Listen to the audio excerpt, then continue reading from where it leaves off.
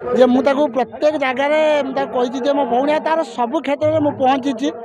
आज भी सका कथा हेलु कहला भाई आज पाखापाखि 4000 लोकों गोटे अन्न छत्र हो कहली मोर जिते भी कम था मु निश्चित तो पाखे पहुँची। तो मुझे कि आरंभ हो नाला मासी पहुँचला देखा जे प्रकृत में मुझे सैल्यूट मारुची जे गोटे कार्य भाई माने कार्य करती। तो प्रथम थर गोटे नारी जी एते जे कार्य करुँची देखु एत लोक से मैनेज करी तो प्रत्येक जगह केमती लोक खाइले कि ना कौटी कौन पड़ा आ गए गोटे जिनस मुझे देखिली जे से गोटे थलिया बोतल पड़ा बाहर ताकू नहीं डस्टबिन से बस्ता सहित पकड़े जे प्रकृत में कहवाक गले एमती महिला आम राज्य जदि अधिकरू अधिक बाहर निश्चित भाव में आम राज्य आग को जीव आउ जो नारी माने असुरक्षित एवं भी अच्छा आम कहते निश्चित सुरक्षित रे। कारण आम जदि कह सब समय आम कहती जे प्रशासन हो जेकोसी जहाँ को आम दायी दिखती किंतु ये जड़े एमती नारी से केवे क्या दायी दे ना सी सब कहती वन मैन आर्मी से एका सब चेष्टा करती कार्य करने। तेणु मुझे कौन एति मुझे खुशी अच्छी ये मोर खाली भौणी नुहे ये समग्र ओडिशावासी एवं रानी पंडा को गोटे भौणी भली पाई एवं गर्वित अनुभव करुँच। तेणु एमती ता जीवन में जे जो दुख कष्ट जहाँ भी अच्छी आग को प्रभु जगन्नाथ ताकू किसी ना किसी खुशी दिंतु। कारण सब आम कहती आम जदि जनहितकर कार्य करवा निश्चित भगवान बोली अच्छा आमको।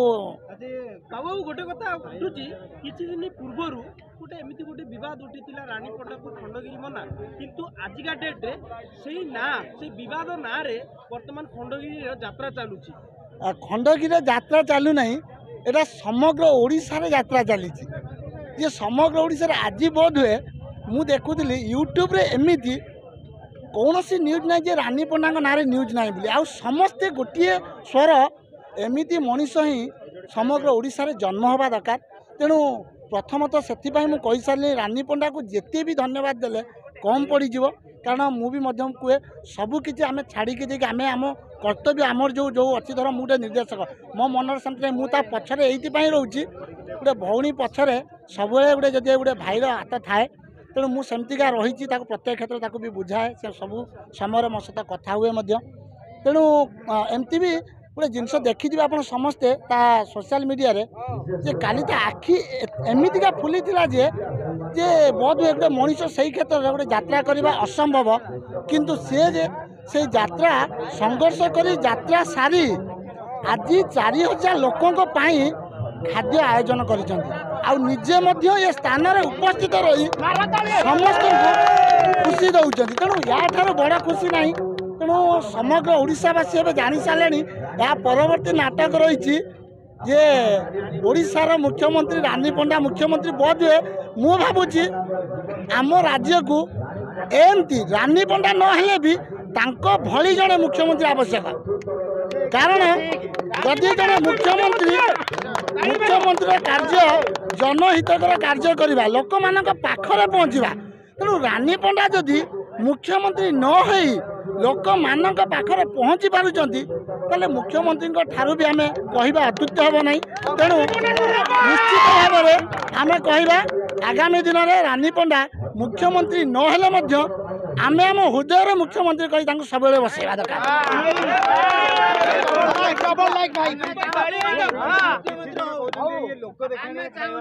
शुणु मु गोटे कथा कहबी लोक देखाणिया कार्यक्रम जदि किसी कहते प्रथम हाथ जोड़ी मो तरफ धन्यवाद देवी। कारण कौन जे जड़े जदि किसी कार्य कर जी देखुची से कहूँ लोक देखाणिया मैंने सी तो देखुची बोली कहूँ ना।